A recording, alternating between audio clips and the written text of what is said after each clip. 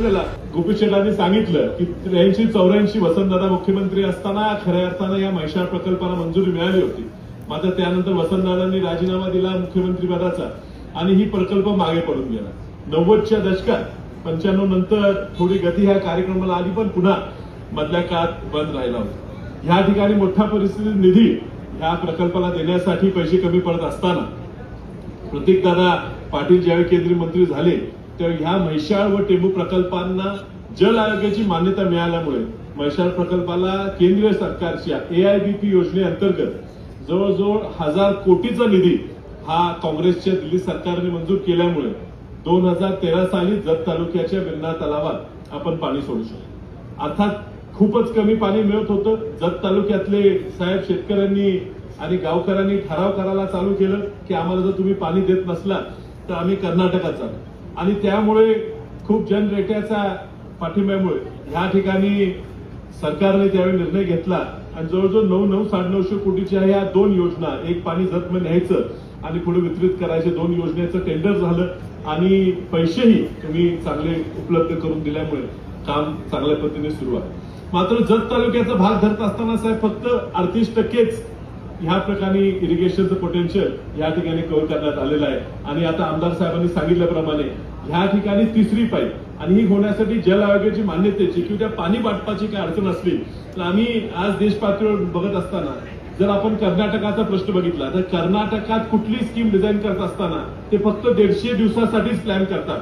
आपली म्हैसाळचा प्रकल्प हा 270 दिवसात 5 TMC पाणी न्यायचा प्रकल्प असल्यामुळे त्याची जी आपली क्युसेकची क्षमता आहे ती थोडी कमी आहे. तर ह्याला नियोजन करताना साहेब आपण जल आयोगाकडून मान्यता घेऊ शकतो. टेंभूचा प्रकल्प पुढे गेलेला आहे.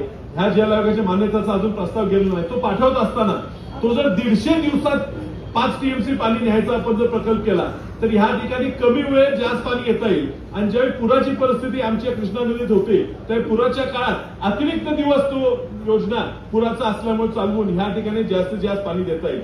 ह्या तालुक्याचं जत तालुक्याची पाण्याची जी वॉटर लेवल आहे, ग्राउंड लेवल आहे, ती खूप खाली गेलेली आहे. साहेब 1000 फूट सुद्धा बोर मारली तरी पाणी लागत नाही. त्यामुळे येणाऱ्या ह्या पावसाळ्यात आपल्याकडनं जर हे त्याच्या आधी हा स्कीम पूर्ण करून पावसाळ्यात सुद्धा जास्तीत जास्त येणार आहे त्या पाईपलाईन मध्ये सुद्धा जेवढं जास्तीत जास्त पाणी त्या ठिकाणी आपण देऊ शकू त्यातनं ह्या ठिकाणचं वॉटर टेबल जे आहे ते थोडं वर आलं तर पर्क्युलेशनने पाणी सगळीकडे पोहोचता येईल. साहेब ह्या बरोबर आपण आता आलायच म्हणून या आमच्या डोंगरवाडीच्या इथं डोंगरवाडी, कुपटोळी, खंडराजुरी, गुंडेवाडी, भोसे, शिंदेवाडी, खरशिंग, अलकुट, बनेवाडी, योगेवाडी हे परिसर अजूनही पाण्यापासून वंचित आहे. तिथं डोंगरवाडीत तुम्ही एक उपसा योजनेचं जर नियोजन केलं तर त्यातनं त्या परिसराला जो वंचित राहिला मिरज तालुका नदीपासून एवढा जवळ आहे. नदीतनं तालुक्यातनं नदी वाहते पण हा आमचे गाव वंचित राहिले त्यासाठी थोडे पैसे लागणार आहेत. आणि त्याचबरोबर माझ्या मतदारसंघातल्या कडेगाव गावातले रायगाव, शाळगाव, अपशिंगे, कोतोडे त्याचबरोबर कराडगावच्या शामगाव ह्या गावात सुद्धा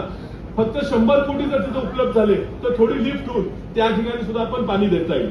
साहेब पुढचं सुद्धा नियोजन कॅट डेव्हलपमेंटचं म्हणजे कमांड एरिया डेव्हलपमेंटचं जे आहे केंद्र शासनाचा कमांड एरिया डेव्हलपमेंटसाठी नवीन योजना आणते आणि त्याचा एक पायलट प्रोजेक्ट म्हणून महाराष्ट्राला एक 100 कोटीचा निधी द्यायचा होता.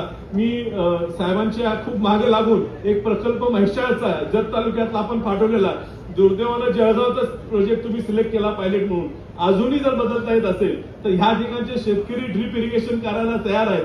तर जत तालुक्याचा तो कॅटचा 100 कोटीचा प्रोजेक्ट आणि त्यानंतर तो चांगला होणाऱ्या प्रोजेक्टसाठी तुम्ही जर पाणी उपलब्ध करून पैसे उपलब्ध करून दिले तर निश्चित ह्या तालुक्याला कष्टकरी लोक आहेत साहेब, कष्टातले दिवस काढलेले आहेत, यांना पाणी मिळालं तर निश्चित साहेब चांगली पिकं उगवून आपल्या महाराष्ट्राच्या अर्थव्यवस्थेसाठी एक चांगली कामगिरी करू शकतील.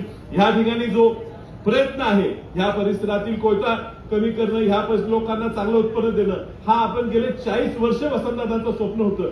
आज साकारत असताना तुम्ही तुमचे आजोबा वसंतदादांबरोबर काम केले, तुमच्या वडिलांनी आमच्या वडिलांवर काम केले. आज तुमच्या मार्गदर्शनाखाली हा कार्यक्रम ह्या ठिकाणी होत असताना निश्चित आनंद वाटतो.